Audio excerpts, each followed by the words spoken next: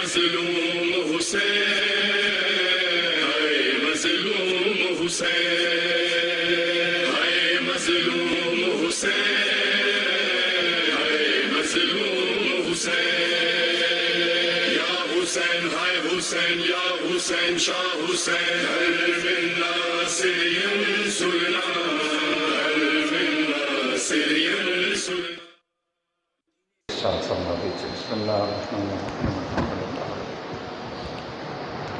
الرحمن الرحیم مالک یوم الدین ایاک نعبد و ایاک نستعین اعوذ باللہ من الشیطان اللعین الرجیم بسم اللہ الرحمن الرحیم الحمد للہ رب العالمین الصلاة والسلام علی اشرف الانبیاء والمرسلین سیدنا ابی القاسم محمد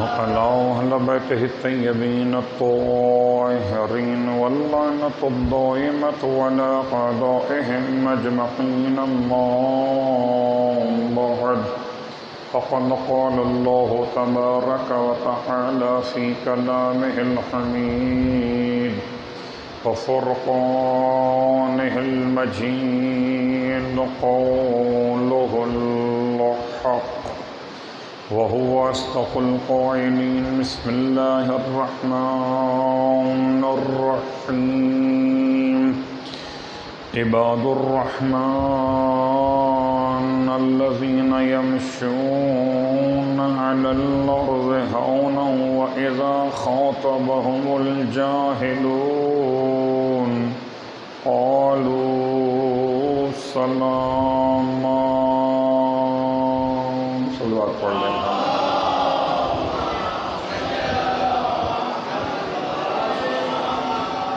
تمام تعریفیں خداوند تبارک و تعالی کے لیے اور تمام ہدیہ درود و سلام خانوادہ محمد اور آل محمد کے لیے. الحمدللہ الذی جعلنا من المتمسکین بالقرآن العظیم وجعلنا من المتمسکین بولایت علی بن ابی طالب علیہ السلام. عظم اللہ اجورنا واجورکم بمصابنا بالحسن والحسین علیہم السلام وجعلنا وإياكم إن شاء الله من الطالبين بصارهما مع وليهما الإمام المهدي من آل محمد عليه السلام. اما بعد شکر خداوند کریم اہل بیت کے رب کا شکریہ ادا کرتے ہوئے کہ فرش عزائے کریم اہل بیت پر ہماری 5ویں خدمت خدا قبول فرما رہا ہو انشاءاللہ. اس دولت یقین کے ساتھ حاضر خدمت ہوئے کہ آج امام حسن مجتبیٰ کے نام سے مجالس کا انتظام کیا گیا. روشنی کا انتظام بھی ہے اور ہوا کا انتظام بھی. جنت البقیع میں ٹوٹی ہوئی قبور کی کیفیت مظلومیت ہے کہ نہ تو روشنی کا انتظام ممکن ہے اس نظام ظلم کے اعتبار سے، اور نہ کسی کے لیے اس بات کا کوئی امکان کہ جا کر امام کی قبر پر پانی ہی ڈال دے. پھول ڈالنا تو بڑی دور کی بات ہے، خوشبودان روشن کرنا تو بہت دور کی بات ہے، پانی ڈالنے کا بھی امکان نہیں ہے، پانی ڈالنا بھی بہت دور کی بات ہے، وہاں قریب سے گزرنے کا بھی امکان نہیں ہے. قریب سے گزرنا بھی بڑی بات ہے، دور سے کھڑے ہو کر روتے ہوئے سلام پیش کرنا بھی آج کے حالات میں ممکن نہیں ہے. تو خدا کی بارگاہ میں دعا کیجئے خدا ہم سب کو یہ توفیق عطا فرمائے کہ جو خانوادہ یہ فرش عزا بچھاتا ہے ہر سال، امام حسن کے نام سے اس خانوادے کو یہ مرتبہ نصیب ہو کہ جنت البقیع میں بھی فرش اعظم یہی بچھانے والوں میں شامل کیے جائیں، روضہ امام حسن مجتبیٰ ہو، تمام شرکائے مجلس ہوں، اور مجلس پڑھنے والا فرزند حسین وارث حسن امام زمانہ علیہ السلام۔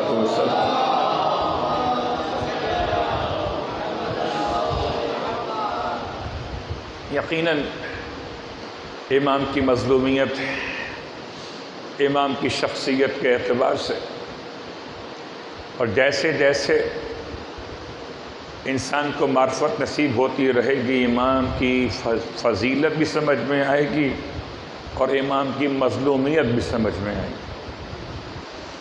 اس میں کوئی شک نہیں کہ کربلا اپنے مقام پر کربلا ہے، اور اس میں کوئی شک نہیں کہ کربلا کا زمینہ ساز امام حسن مجتبیٰ علیہ السلام۔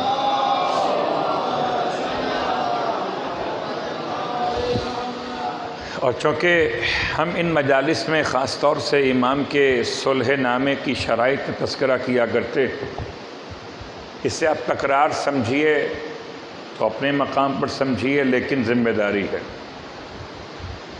اور ایسے حالات میں جبکہ حاکم شام کی حمایت میں زبانیں گویا ہو رہی ہوں، تو ہماری اور آپ کی شرعی ذمہ داری ہے کہ ہم مولائے کائنات کے ساتھ ساتھ مولا امام حسن کو بھی یاد کریں، اس لیے کہ مولائے کائنات کے زمانے میں حاکم شام کی جرأت اور انداز سے تھی، اور مولا حسن کے دور میں اس کی جرأت کا انداز بدل گیا۔ اس میں کوئی شک نہیں کہ مولائے کائنات کے دور میں اگر تشیع کی بقا ذوالفقار کے اٹھانے پر منحصر تھی تو امیر کائنات نے ذوالفقار اٹھا کر تشیع کو بقا عنایت فرمائی، اور اگر امام حسن مجتبیٰ کے دور میں تشیع کو بقا صلح کا قلم اٹھانے میں تھی تو امام حسن مجتبیٰ علیہ السلام نے قلم صلح اٹھا کر تشیع کو بقا عطا فرمائی۔ تشیع باقی رہی تو کربلا ہوئی، اگر تشیع باقی ہی نہ رہتی تو کربلا کا مقصد تو ختم ہو چکا تھا۔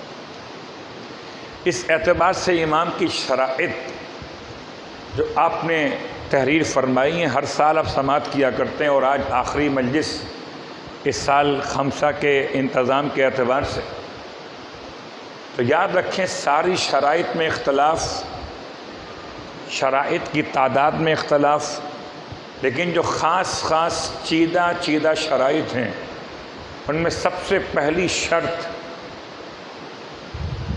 امام کے قلم سے قرطاس سے زمانہ پر ایسی محفوظ ہے کہ دنیا میں کیا کوئی محفوظ ہوگا، بس یا لوح محفوظ ہے یا معصوم کا کردار محفوظ ہے۔ امام نے اپنے قلم عصمت سے شرط نمبر 1 کو لکھا۔ کیا لکھا؟ کہ حکومت حاکم شام کے حوالے کی جا رہی ہے، اس شرط کے ساتھ کہ حاکم شام کتاب خدا اور سنت رسول اللہ صلی اللہ علیہ وآلہ وسلم کے مطابق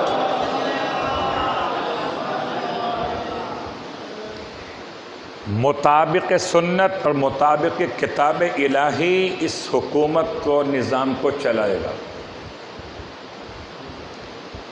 یعنی کیا کمال کیا مولا حسن نے، ایک قلم سے حاکم شام کے دونوں ہاتھ باندھ دیے، کتاب خدا، سنت رسول خدا۔ اب تو سمجھو اہل سنت کی محبت میں اپنے آپ کو پہچانوانے والے اہل اسلام کہ سنت کہتے کسے ہیں؟ جو آل محمد سکھائے وہ سنت ہے، جو آل محمد دکھائے وہ سنت ہے، جو آل محمد سمجھائیں وہ سنت ہے۔ تم سنت کہاں سے لے رہے ہو؟ سنت جس سے بھی لوگے ناقص ملے گی. کیوں؟ اس لیے کہ ہر ایک صحابی نے رسول خدا کا دور دیکھا، 23 سالہ دور، 63 سالہ دور نہیں دیکھا سوائے اہل بیت اطہار کے. صلوات پڑھیں محمد.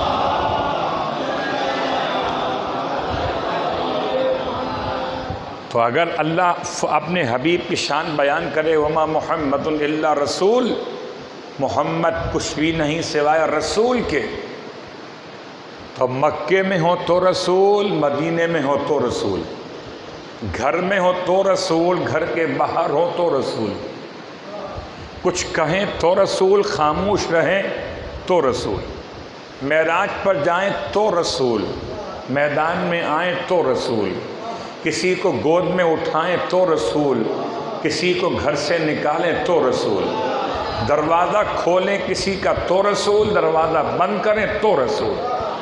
تو جب بھی رسول، جب آغوش مادر میں آئیں تب بھی رسول. اس لیے کہ تم پریشان ہو حیرت سے اس نعت لکھنے والے پر جو کہتا ہے دائی حلیمہ گود میں تیرے چاند اترنے والا ہے.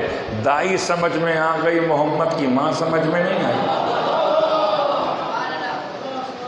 عجیب بات ہے، دائی حلیمہ پہ سلام کر رہے ہو، جس کی گود میں چاند اتر رہا ہے اور جس کے شکم میں چاند بنا ہے، اسے بھول گئے.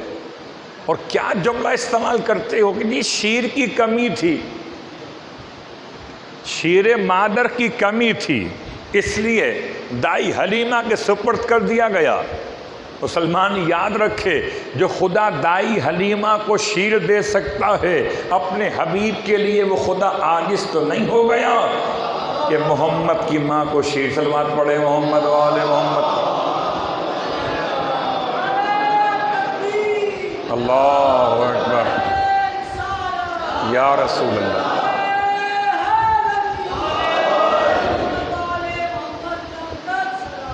اللہم صل علی محمد و آل محمد. تو امام کے قلم سے پہلی شرط، اور اسی شرط کی مناسبت سے امام نے دونوں ہاتھ اس کے باندھے.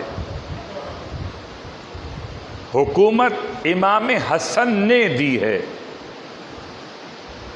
حکومت امام حسن نے دی ہے، اور اس شرط کے ساتھ دی ہے کہ خدا کی کتاب اور رسول خدا کی سنت کے مطابق حکومت چلائے گا. دینے والا جب چاہے دے اور جب چاہے لے لے. اس لیے آپ نے اس میں ایک شرط اور تحریر فرمائی کہ حاکم شام کو اس کا اختیار نہیں ہے کہ وہ اپنے بعد کسی کو اپنا جانشین نامزد کرے. کہاں ہیں مسلمان؟ جنت کے جوانوں کا سردار کون ہے؟ اس کی لکھی ہوئی شرط ہے، اور جو شرط امام کی وفا نہ کرے اس کی عظمت کا کلمہ پڑھ رہے ہو.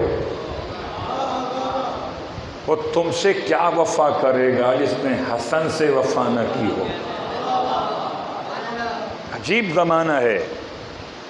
شرط لکھی ہے امام نے کہ حاکم شام کو اس بات کا اختیار نہیں ہے کہ وہ اپنے بعد کسی کو اپنا جانشین نامزد کرے. یہ حکومت حاکم شام کے بعد پلٹ کر پھر حسن کے قدموں میں آئے گی. حسن نہ رہے تو یہ نالین کی شکل میں حسین کے قدموں میں رہے گی. اللہ اکبر. شرائط صلح پہ غور کیجئے تو بہت ساری باتیں واضح ہو جاتی ہیں. اور آج مسلمان کہاں رہ گئے؟ شرائط ہی پڑھ لیتے تو حاکم شام سمجھ میں آ جاتا.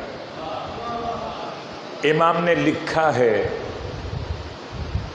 کہ امیر المومنین علی ابن ابی طالب علیہ السلام پر سب و شتم نہ کیا جائے گا.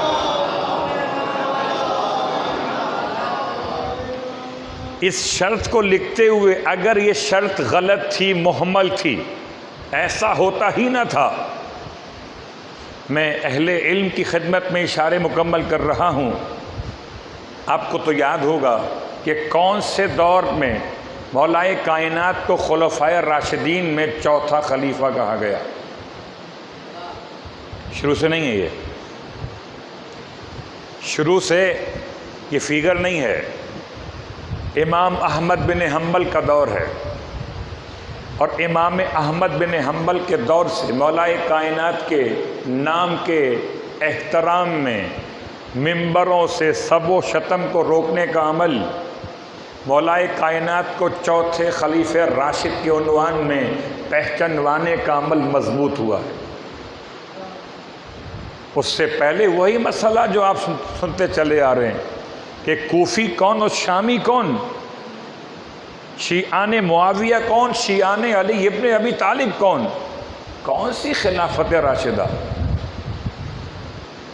یہ سلسلہ لفظ کے ساتھ مضبوط کب ہوا؟ اور امام کے شرط نے واضح کیا، اگر نہیں ہوتا تھا مولائے کائنات کے نام کے ساتھ سب اور شتم نہیں ہوتا تھا تو امام نے لکھوایا کیوں تھا؟ اور جب لکھوایا تھا تو حاکم شام کو چاہیے تھا کہتا نا حسن میں بھلا کیسے ممکن ہے امیر المومنین کو برا کہوں، تو ممکن ہی نہیں ہے، لہذا یہ شرط تو نکال دو نا، ہم کب برا کہتے ہیں؟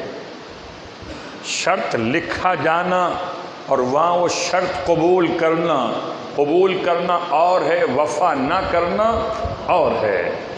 قبول تو ساری شرائط کی گئی ہیں، البتہ عمل کسی ایک بھی شرط پہ نہیں ہوا، وہ اپنے مقام پر۔ اور آئیے جب بات یہاں تک آ گئی تو آپ کی خدمت میں منصور دوانقی سے جو روایت بیان کی گئی اس کے چند جملے، صلوات پڑھے محمد و آل محمد۔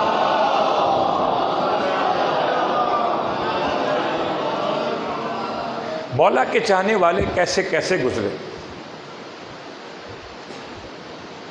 نام ہے مندل بن علی الخزائی۔ یہ کہتے ہیں، اس روایت کو کون لکھ رہا ہے؟ امالی میں شیخ صدوق نے لکھا، الاعمش سے نقل کرتے ہیں۔ الاعمش مولائے کائنات کے چاہنے والوں میں نام آپ کا سلمان ہے، اور ایسی شخصیت کہتے ہیں میں اپنے گھر میں رات کو سویا ہوا تھا، الاعمش کہتے کہ نصف شب کے وقت، زمانہ منصور دوانقی کا، منصور عباسی خلیفہ ہے، دروازے پر اس کا ملازم پہنچا، قاصد پہنچا۔ نصف شب کے بعد کسی کا بلوانا خطرے سے خالی نہیں تھا۔ جیسے ہی سنا میں نے، یہ کہتے ہیں الاعمش کہ مجھے منصور نے طلب کیا، کہتے میں نے رات کے اس پہر میں طلب کیے جانے کو سمجھا کہ مجھ سے پوچھے گا فضائل علی، اور میں چھپاؤں گا نہیں تو یہ مجھے قتل کروائے گا۔ اللہ اکبر، عجیب کیفیت ہے۔ سلمان الاعمش کہتے میں نے وصیت لکھی، منصور کے ملاقات پہ جانے سے پہلے اپنی وصیت لکھی، موت سے جو پہلے لکھی جاتی۔ عجیب جملے۔ غسل کیا، اور غسل کرنے کے بعد اندر کفن پہنا، حنوط کیا اپنے آپ کو۔ میں واقعہ پڑھ رہا تھا، حیرت کر رہا تھا، کیا کوئی چلتا پھرتا بھی کفن پہنے ہوئے انسان دیکھا ہوگا؟ کبھی کبھی علامتی کفن پہنے جاتے ہیں۔ شاید آپ کو یاد ہوگا ایک مرتبہ 40 کے اجتماع میں، 40 کے عزا میں بہترین انداز سے اہل عزا نے کفنی پہن کر اظہار شہادت کیا تھا۔ تو یہ کفنی نہیں پہنے ہوئے، یہ اندر کچھ پہنے ہوئے کفن کے اسٹائل میں۔ کہتے ہیں بس میں اپنے گھر والوں کو وصیت کی کہ جا رہا ہوں، واپسی کا امکان نہیں ہے۔ رات کے 2 بجے بلایا منصور نے، علی کے چاہنے والے کو تو سوائے موت کے کچھ بھی نہیں۔ اگر آج اٹھائے جاتے ہیں جوان گھروں سے تو یہ تو پرانی بات ہے۔ ہاں زمانہ بدل گیا، روش ظالم نہیں بدلی۔ اللہ اکبر۔ جناب اعمش کہتے کہ میں منصور کے پاس پہنچا، منصور نے مجھے دیکھا کہ قریب آؤ میرے، میں قریب ہوا، پھر کہا اور قریب آؤ، اور قریب ہوا، بیٹھا ہوا تھا وہ، اور قریب آؤ، اتنا قریب بلایا کہ اس کا گھٹنا میرے گھٹنے سے لگ گیا۔ آپ کو اندازہ ہے کہ یہ اس حد تک بڑا مشکل مرحلہ تھا جناب اعمش کے لیے، جناب سلمان کے لیے۔ گھٹنے سے گھٹنا لگا لیا اس نے، اور جب گھٹنے سے گھٹنا لگایا تو لامحالہ کافور کی خوشبو منصور تک پہنچی۔ اتنا قریب کر لیا تو پہلا سوال یہ کیا منصور نے، تم سچ بتاؤ، جھوٹ نہیں بولنا مجھ سے، کہ تم نے کافور کیوں ملا ہے، تمہارے بدن سے کافور کی بو کیوں آتی؟ جناب سلمان کہتے ہیں سچ پوچھ تو میں تیرے بلانے پر سمجھا تھا کہ تو مجھے مارنا چاہتا ہے، تم اس سے فضائل علی کے بارے میں سوال کرے گا اور میں چھپاؤں گا نہیں تو مجھے مار دے گا۔ اتنا یقین تھا علی والوں کو اپنی شہادت کا کہ کفن پہن کے آتے تھے فضائل علی پڑھنے کے لیے۔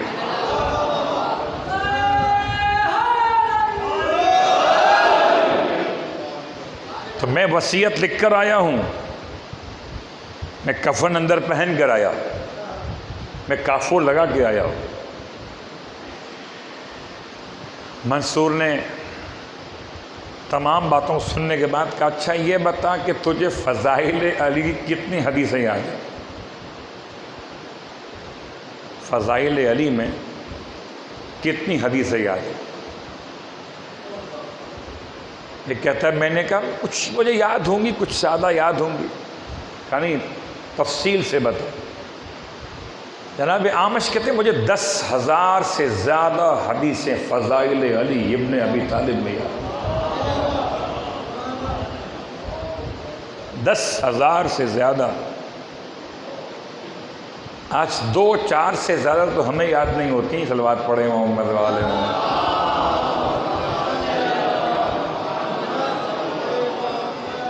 غور کیجئے گا قرآن کی آیات کی تعداد کیا ہے، 10,000 حدیثیں یاد ہیں، 10,000 سے زیادہ جناب اعمش کو۔ تو رات کے اس پہر منصور کہتا ہے میں تجھے ایک حدیث سناتا ہوں۔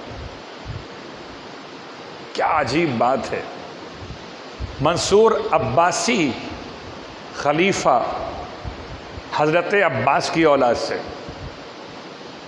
میں تجھے ایک حدیث سناتا ہوں فضائل علی ابن ابی طالب، تو تو نے کبھی نہ سنی ہوگی۔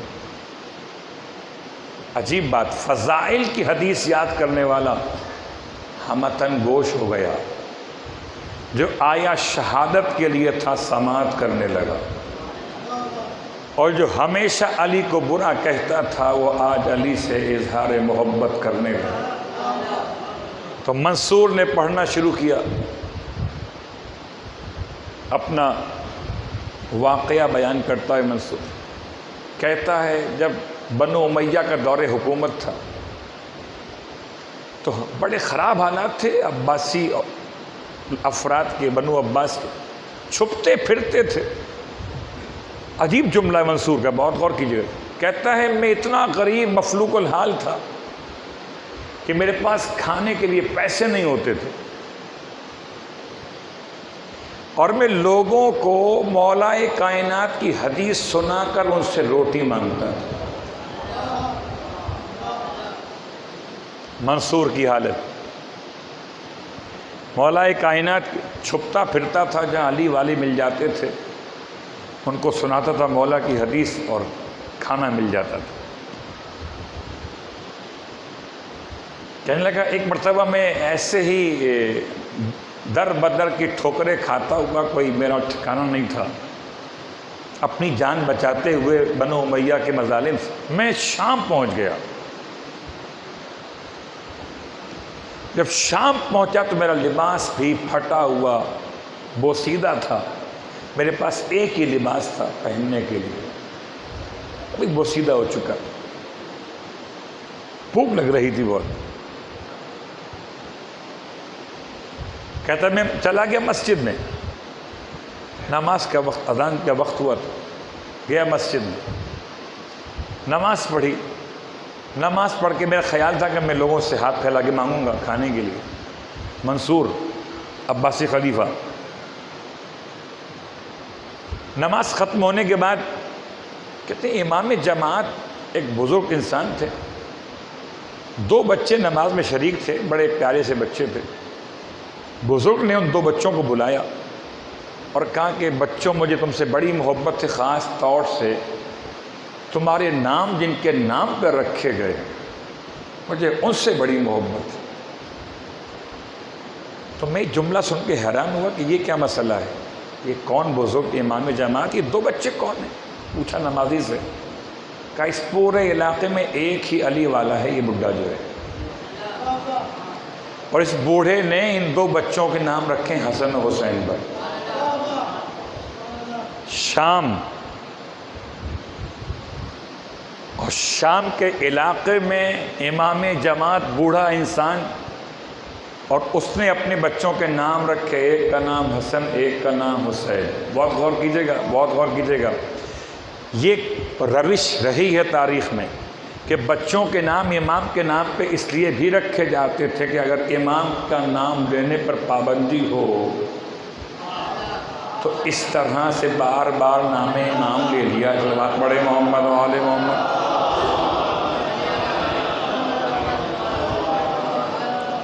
اور نام کی برکت اپنے مقام پر ہے، لیکن جب زمانہ ایسا گزرا ہے تو اس زمانے میں یہ نام کے رکھنے کا ایک اور سبب بھی تھا۔ تو کہتا منصور کہ میں اس بزرگ کے پاس چلا گیا اور میں نے ان سے کہا کہ میں آپ کو ایک فضیلت علی کی حدیث سنانا چاہتا ہوں، آپ سننا چاہیں گے؟ امام جماعت نے کہا جی بالکل سنائیے، میں سننا چاہتا ہوں، میں محبت کرتا ہوں کہ آپ سنائیں، حدیث سے مجھے عشق ہے، آپ سنائیے۔ تو حدیث پڑھنا شروع کی منصور نے کہ ایک دن جناب سیدہ صلوات اللہ علیہا،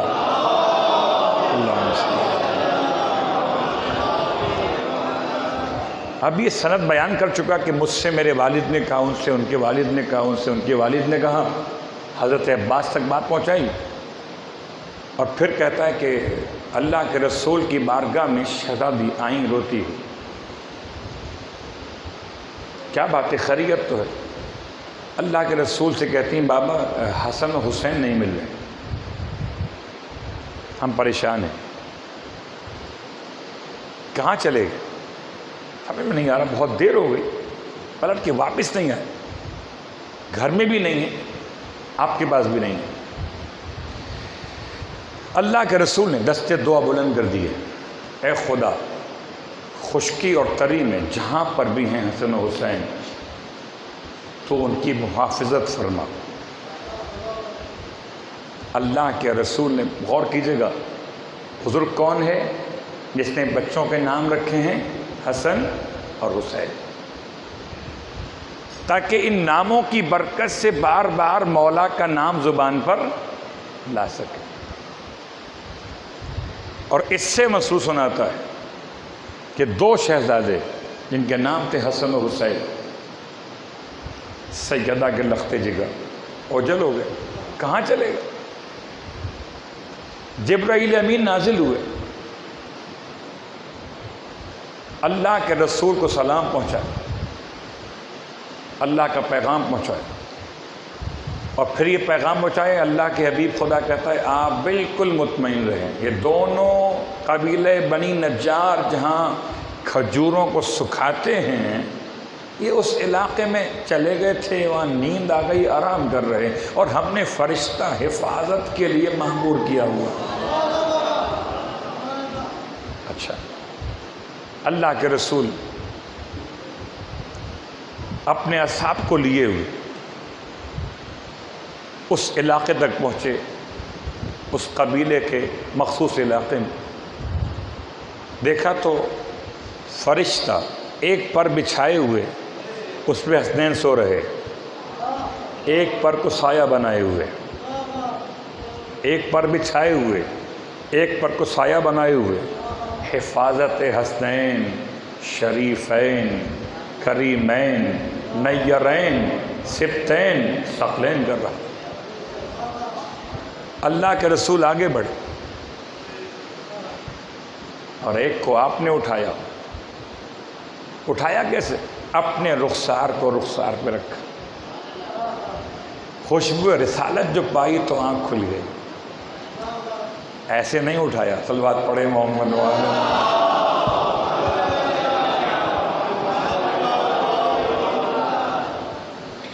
ایک کو اللہ کے حبیب نے اٹھایا اور ایک کو جبرائیل امین نے اٹھایا۔ اب لگتا روایت سے ایسے جیسے جبرائیل شکل بشر میں ہو۔ کہتے ہیں وہ حضرت ابوبکر آگے بڑھے، ساتھ تھے، یا رسول اللہ یہ ایک کو میں اٹھا لیتا ہوں۔ ایک کو اٹھائیں دہیہ قلبی جبرائیل امین، ایک کو میں اٹھا لیتا ہوں۔ اللہ کے رسول نے فرمایا کہ ان کو اٹھانے والے افضل ہیں، یہ خود بھی افضل ہیں، جو ان کو اٹھاتے ہیں وہ بھی افضل ہیں، اور ان کے باپ ان دونوں سے افضل ہیں۔ اللہ کے رسول دونوں شہزادوں کو لیے ہوئے مسجد میں آئے، اور اب پورے مدینے میں شور مچا ہوا، سب کے سب جمع ہو گئے کہ آج تو حسنین، اور اللہ کے رسول نے شان حسنین میں خطبہ دیا۔ فرماتے ہیں کہ ایھا الناس، کیا میں تمہیں خبر نہ دوں کہ کون افضل ہے پورے جہان میں؟ ایسا افضل جس کے نانا اور نانی سب سے افضل ہے۔ کون ہے یا رسول اللہ افضل؟ کہ حسنین، اس کا نانا محمد ہے، نانی خدیجہ کبریٰ صلوات اللہ علیہ۔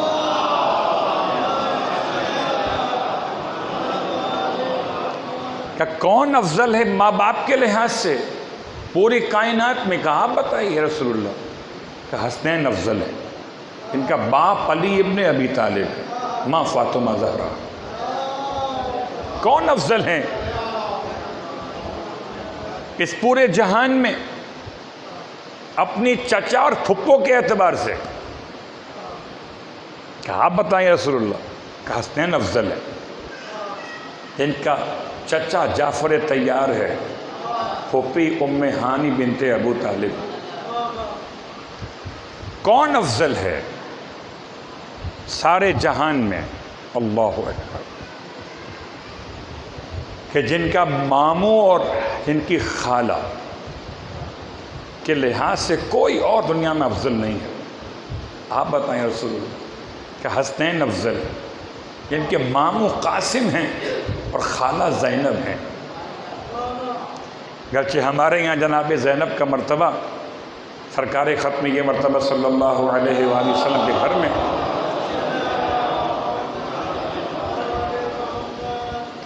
ایک ایسی خاتون کی حیثیت میں جس کو لے کر پالا ہو نہیں، بلکہ جناب خدیجہ طاہرہ کی بہن جناب حالہ کی یتیم بچی جناب زینب۔ پھر آپ نے ارشاد فرمایا یاد رکھو یہ دونوں وہ ہیں جن کے نانا اور نانی بھی جنتی، ماں اور باپ بھی جنتی، ان کے چچا اور پھوپھی بھی جنتی، ان کے ماموں اور خالہ بھی جنتی، یہ دونوں بھی جنتی، اور جو ان سے محبت کرے وہ بھی جنتی۔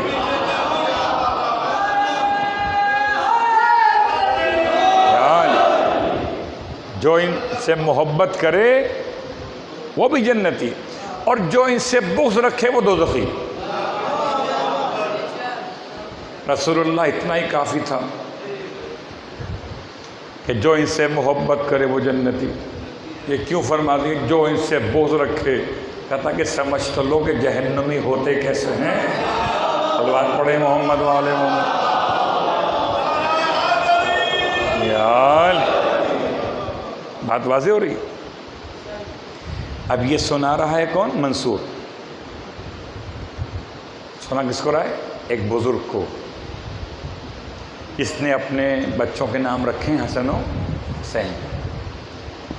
اس فضائل کی حدیث کو سن کر منصور سے اس بزرگ کا چہرہ کھل اٹھا۔ کہ تو فضائل علی پڑھ رہا ہے اور پھٹے کپڑے پہنے؟ بہترین لباس مجھے دیا،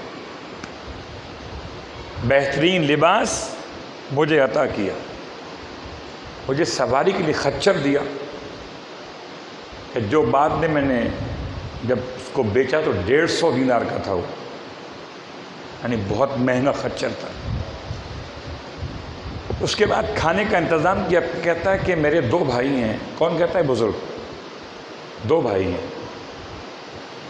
ایک بھائی ایک مسجد میں امام ہے اور ایک بھائی ایک مسجد کا مؤذن ہے۔ جو مسجد کا امام ہے وہ بھائی جو ہے وہ محب علی ابن ابی طالب،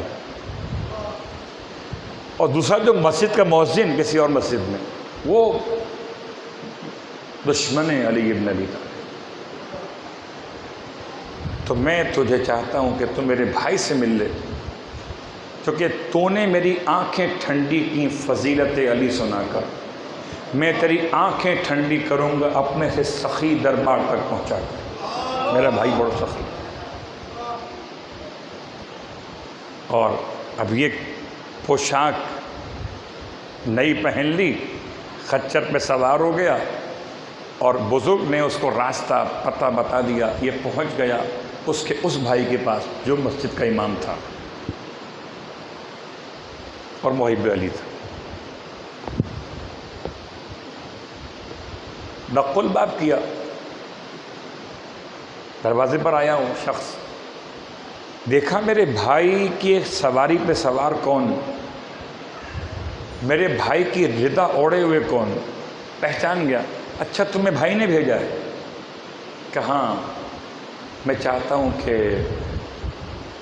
تم سے ملاقات کروں، تمہیں فضائل علی ابن ابی طالب کی حدیث سنو۔ منصور اس کو لے کر پھر مسجد میں آگے بڑھ گیا۔ ایک حدیث وہاں سنائی تھی اور ایک حدیث سنائی اس کے بھائی امام مسجد کو۔ اب کیا سنائی؟ آپ سنیں گے؟ چھوڑ دو۔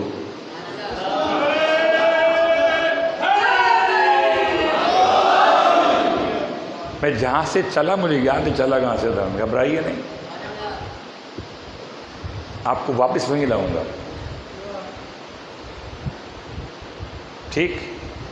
اب یہ دونوں آ کے مسجد میں بیٹھ گئے، اور منصور اب لباس عمدہ پہنے ہوئے، اب حالات، ایک فضیلت علی سنائی، حالات بدل گئے۔ کیا علی والے ہیں، اللہ اکبر! ذکر علی سنتے ہیں اور سخی ہو جاتے ہیں۔ یا علی! اس نے سنانا شروع کیا کہ بھئی یہ دونوں افراد جو ہیں، بزرگ بھی اور یہ بھی، دونوں پوچھے کہ تم ہو کون؟ غلام ہو کہ آزاد؟ کہا نہیں، آزاد ہوں۔ کون ہو؟ عرب کے غیر عرب کا؟ عرب ہوں۔ اچھا، اس نے بھی پوچھا بتاؤ کیا سناتے ہو فضائل علی؟ میں سننا چاہتا ہوں۔ اس نے کہا ایک دن، اب یہ روایت منصور پڑھ رہا ہے اپنے آبا و اجداد سے، شہزادی کونین اپنے بابا کی بارگاہ میں روتی ہوئی آئی، بیٹی کیا بات ہے؟ کہ بابا یہ خواتین جو ہیں مدینے کی یہ باتیں بنا رہی ہیں کہ مصطفیٰ نے اپنی بیٹی غریب کے ساتھ بیاہ دی ہے.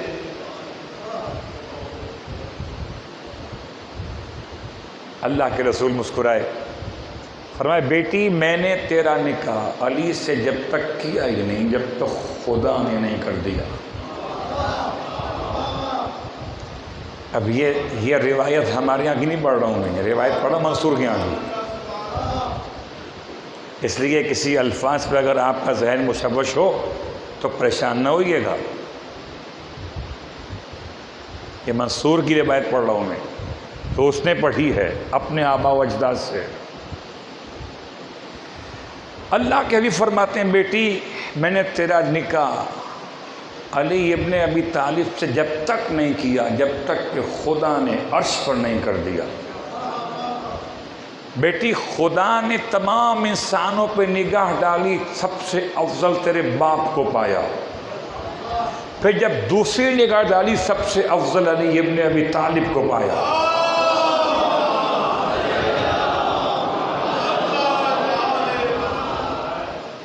بیٹی علی ابن ابی طالب کون؟ حلم کے اعتبار سے، علم کے اعتبار سے، شجاعت کے اعتبار سے افضل ترین ہے تیرے باپ کے بعد جہان بھر کے اندر. یہ سن لیں وہ بھی جو ڈھونڈتے ہیں کہ جی وہ آپس میں چپقلش رہتی تھی. اس کا شوہر علی ہو، اس کی شریک حیات فاطمہ ہو، تو تم کیسے ممکن ہے کہ تلاش کرو فاصلوں کو؟ یہ تو بلا فصل یہ بھی ہیں اور وہ بھی ہیں.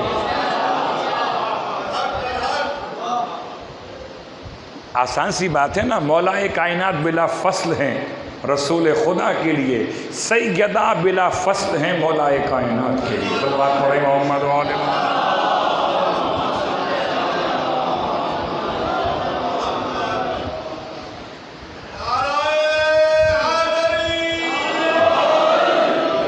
بیٹی پروردگار نے تیرے شوہر کو کیا مقام دیا کہ روز قیامت پرچم اٹھائے گا لوائے حمد کا علی. جنت کی چابیاں علی کے ہاتھ میں ہوں گی. علی میرا ساتھ دینے والا، علی قیامت تک میرے پرچم کو اٹھانے والا. اس طرح میری شفاعت قبول، ایسے علی کی شفاعت قبول. یہ بیان کر رہا ہے کون؟ منصور دیوان کی. اور جب پوری حدیث مکمل کی فضائل امیر المومنین کی بزبان ختمیہ مرتبہ خوش ہو گیا. اس نے 30 جوڑے دیے پہننے کے لیے. کس کو؟ منصور کو 30 جوڑے دیے، 10,000 درہم کی رقم دی. اب یہ مالدار ہو گیا، اور مالدار ہو کے اب چلا اس کی طرف جو تھا مؤذن اور دشمن علی. ابھی تک سلمان عامش بیٹھے ہوئے جیسے آپ بیٹھے ہوئے، حدیث سن رہے منصور سے. ابھی بات ختم نہیں ہوئی. اب کہتا ہے منصور سنو سلمان. میں وہاں سے نکل کے چلا گیا اس تیسرے بھائی کے پاس. بزرگ 1، امام 2، مؤذن 3. وہاں چلا گیا. اور جب وہاں پہنچا تو پتہ بتایا تھا کہ جاؤ فلاں مسجد میں ملے گا. کہتا ہے میں مسجد میں گیا، نماز جماعت ہو رہی، ساتھ میں کھڑا ہو گیا. میرے ساتھ ایک جوان تھا. سجدے میں گیا تو اس کے سر سے امامہ اتر گیا. اس کا سر مثل خنزیر کے تھا. خنزیر کا مطلب سور. اور جب اس سے ملاقات کی تو چہرہ بھی مثل خنزیر کے تھا. یہ تھا وہ تیسرا بھائی. تو کہتے میں نے سوال کیا تیرا یہ مسئلہ کیا ہے، یہ کیا ہو گیا؟ سر میں یہ عجیب نشان کیسا ہے؟ یہ چہرہ کیسا ہے؟ کیا ہو گیا؟ تو اس نے میرا ہاتھ پکڑا، اپنے گھر لے گئی. اب میں تجھے اپنی داستان خود سناتا. کہتا ہے میں ہر روز اذان و اقامت کے درمیان 1000 مرتبہ مولائے کائنات پہ لعنت کیا کرتا.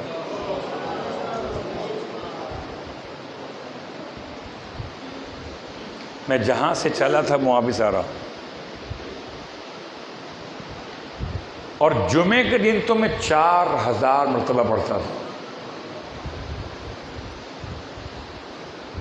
اپنے منہ سے کہتا ہے. کہتے میرا معمول تھا، یہ مؤذن ہیں. اب تو سمجھو جو مؤذن سب علی کرے اسے علی ولی اللہ کیا سمجھ میں آئے.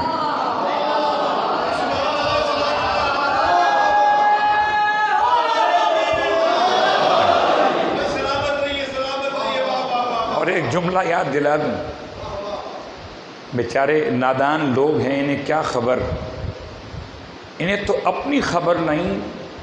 اپنی خبر تو کیا ہو، اپنے نسب کی خبر نہیں. انہیں کیا پتہ، انہیں کیا پتہ. یہ سمجھتے ہیں خالی ہم اذان میں علی کو ولی کہتے ہیں. ہم تو ہر سانس میں علی کو ولی کہتے ہیں.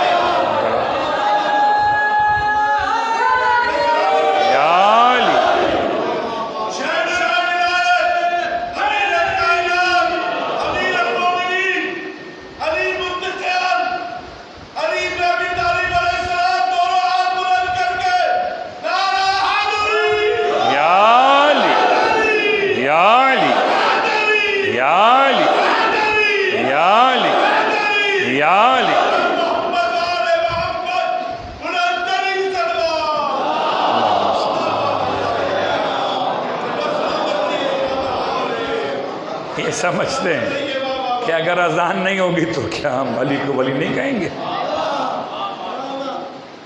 انہیں کیا پتا، انہیں کیا پتا کہ رشتہ ولایت ہوتا کیا ہے. انہیں رشتہ عداوت پتا ہے، ولایت پتا نہیں ہے. اور پھر جملہ اگلا سن لیجئے. کیا تم آج پیدا ہوئے ہو؟ ہم 1400 سال سے پڑھ رہے ہیں علی گڑھ ولی اللہ. یا تم نے آج سنا ہے؟ آج سنا ہے. ہم تو کب سے پڑھ، تم نہ تھے، تمہارے آباء و اجداد بھی نہ تھے، تب بھی علی ولی تھا. ارے کوئی نہ تھا تب بھی علی ولی تھا. لفظ تھا بھی نہ تھا.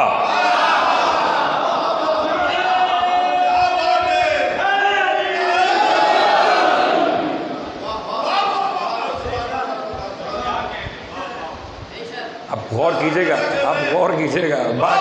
بات یہ اگر تم نہ چھیڑتے تو یہ علی علی ہو جاتا نہیں ہوتا نا.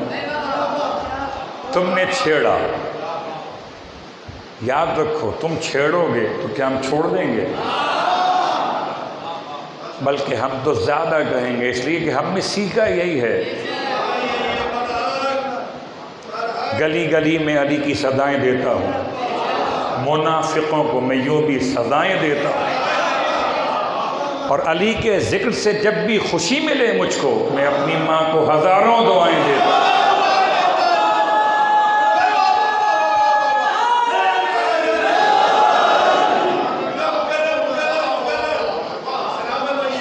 منافقوں کو میں یوں بھی سزائیں دیتا ہوں. گلی گلی میں علی کی صدائیں دیتا ہوں. علی کے ذکر سے جب بھی خوشی ملے مجھ کو، میں اپنی ماں کو ہزاروں دعائیں دیتا ہوں.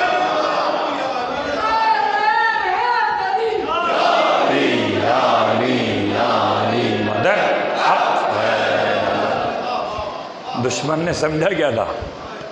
اسے نہیں پتا کہ اذان واجب نہیں ہے. اسے نہیں پتا کہ اقامت واجب نہیں ہے. نماز تو اذان و اقامت کے بغیر ہو جاتی ہے. نماز ہو جاتی ہے مگر نہیں ہوتی دل میں محبت علی کے بغیر.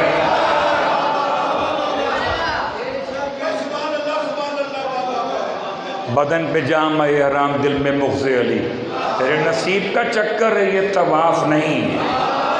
آئی تو وہیں سے ہے. صلوات پڑھے محمد و آل محمد.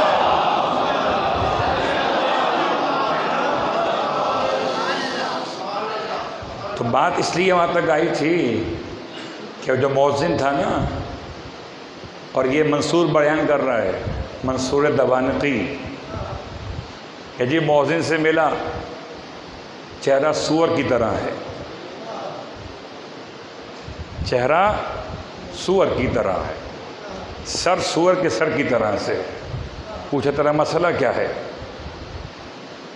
تو اس نے بتایا کہ کرتا کیا تھا، کہ روز کرتا تھا، تب تک سور نہیں بنا تھا، کر رہا تھا، اور جمعے کے دن تو 4000 مرتبہ سب کرتا تھا مولا پر.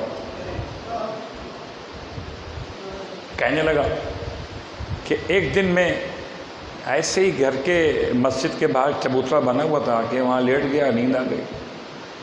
حالت خواب میں دیکھا کہ اللہ کے رسول، جنت کے جوانوں کے سردار اور تمام خانوادہ اہل بیت، حسن کے ہاتھ میں جام ہے. مولا حسن کے ہاتھ میں جام ہے، اس سے سیراب کر رہے، سب کو پلا رہے. اللہ کے رسول نے ارشاد فرمایا بیٹا ہمیں پلائیے. یہ منصور بیان کر رہا ہے.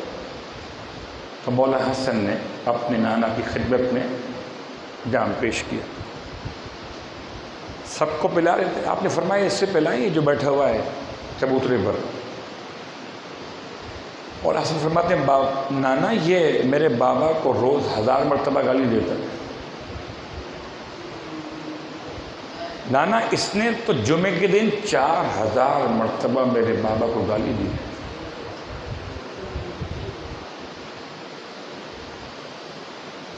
اللہ کے رسول اپنے مقام سے اٹھے، کہتا ہے میرے قریب آئے. سے آنے کے بعد کہا کہ تو علی کو برا کہتا ہے، تو علی پر سب کرتا ہے، تجھے نہیں معلوم کہ علی مجھ سے ہے؟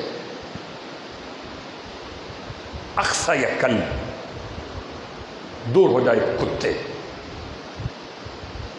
سخت ترین جملہ مگر یہ قرآن کے الفاظ. لفظ کل قرآن میں آیا ہے، لفظ کل پیغمبر کی زبان پر بھی آیا ہے. عجیب جملہ ہے. پھر میں بار بار آپ سے کہتا ہوں کہ یہ روایت منصور کی پڑھ رہا ہوں میں. وہ کہتا ہے کہ اس نے مجھے کہا کہ رسول خدا نے میرے منہ پہ تھوک دیا. کبھی لعاب برکت ہو،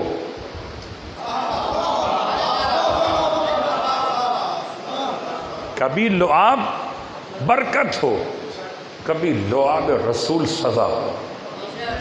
تو لعاب کو مت دیکھنا، دیکھنا کہ محبت علی میں لعاب ملا تھا یا بغض علی میں. بات پڑھے محمد و آل محمد. میں نے سب کہہ دیا، سب کچھ آ گیا. لعاب مت دیکھنا، دیکھنا ملا کس چکر میں تھا. اللہ کے رسول نے اس کے منہ پر تھوک دیا. منصور کہہ رہا، کہتا ہے جیسے ہی یہ آپ نے عمل کیا، اظہار نفرت، سخت ترین نفرت پیغمبر کی. کہتا ہے آنکھ کھلی تو چہرہ مثل خنزیر کی ہو چکا تھا. بس میں نے بات کو تمام کیا اور وقت بھی زیادہ ہو چکا، لیکن چونکہ آج آخری گفتگو تھی. امام حسن پہ لائیں گے. کیا حدیث کا جملہ منصور کی. جب امام حسن پہ لائیں گے تو قسم بخدا اس روایت کی روشنی میں یہ سب کے سب جو مولا حسن کی مجلس میں آتے رہے روزانہ، مولا تو یاد رکھیں گے نا، کوئی اور یاد رکھے نہ رکھے، امید رکھیں مولا سے۔ جب بھی مولا حسن کا تذکرہ کریں تو آپ کو مولا حسین بھی دعا دیتے ہیں، آپ کو شہزادہ قاسم بھی دعا دیتے ہیں۔ بس 2-3 جملے رکھتے مصائب کے۔ کیا سخت ترین وقت تھا، رونے والوں، کچھ اس طرح سے قاسم نے اپنے آپ کو قربان کیا ہے۔ کربلا میں کون تھا امام حسن کی نشانی، لیکن واہ غربتا، آج دل چاہتا ہے قاسم کے بابا کی تھوڑی سی مصیبت پڑ گئی۔ کیا وقت مصیبت تھا، جگر کے ٹکڑے کٹ کٹ کے نکل رہے تھے، خون کی الٹی ہوتی تھی۔ رونے والوں، ایک بات یاد رکھنا، خدا نہ کرے کبھی کسی کو کوئی تکلیف ہو معدے کی، اور ایسی تکلیف کہ منہ سے الٹی ہونے لگے۔ جب منہ سے قے ہوتی ہے تو پوری آنتیں کھنچ جاتی ہیں۔ واہ غربتا، میرا مولا روزے سے تھا، افطار کے وقت میں ملعونہ نے شربت میں زہر ملا کے دیا۔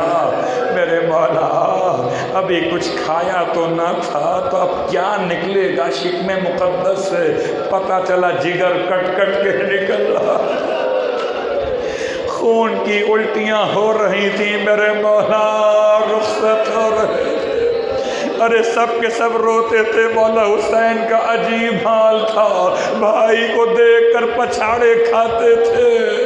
امام نے بلا کر بھائی کو سینے سے لگا لیا، بھیا ایسے نہ روئیے، بھیا اگر ہمیں کچھ ہو گیا تو آپ ہمیں غسل و کفن تو دیں گے۔ بھیا لا یوم کا یوم کا یا ابا عبداللہ، بھیا جیسا دن تجھ پہ آنے والا ہے ایسا دن تو کسی پر نہیں آیا۔ واہ مصیبت ہا، واہ محمد ہا۔ رونے والوں، بس آخری جملہ، آئے میرا مولا کس عالم میں دنیا سے رخصت ہوا کہ میرا مولا جنازہ بھائی کا اٹھا کے چلا، لیکن ظالموں نے پھول تو نہ برسائے، جنازے میں شریک تو کوئی نہ ہوا، جنازے پہ تیر برسائے گئے۔ مولا حسین روکتے رہ گئے، ارے میں دفن کرنے نہیں لایا۔ رونے والوں بس ایک جملہ یاد رکھیے گا، حضرت حسن زیدی صاحب جملہ پڑھا کرتے تھے، ان 2 معصومین کے جنازوں میں ایک فرق تھا۔ کیا فرق تھا؟ حسن کے جنازے پہ تیر تھے، حسین کا جنازہ تیروں پر تھا۔ واہ مصیبت، واہ محمد، ادھر بھی زینب کی فریاد تھی، ادھر بھی زینب کی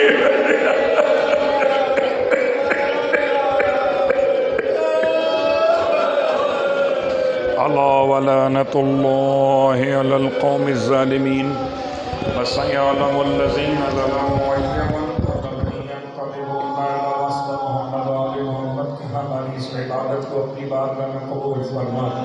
پروردگار سفر کی پہلی شب ہے، سفر کی پہلی شب ہے، کاروان آل محمد شام کی گلیوں میں ہے، کوئی پتھر مار رہا ہے، کوئی باقی کہہ کے دل دکھا رہا ہے۔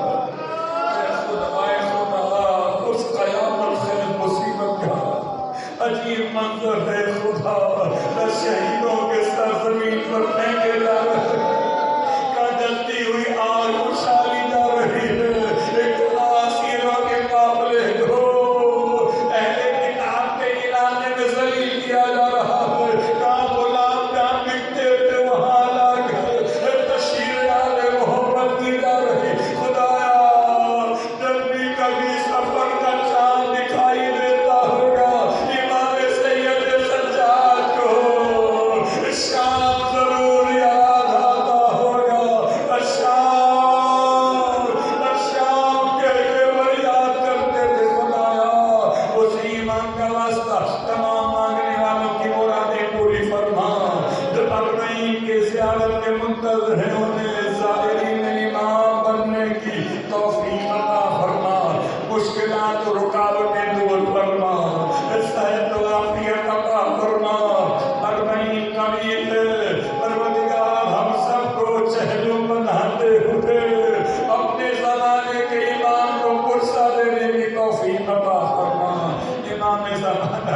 سے راضی ہو۔ امام علیہ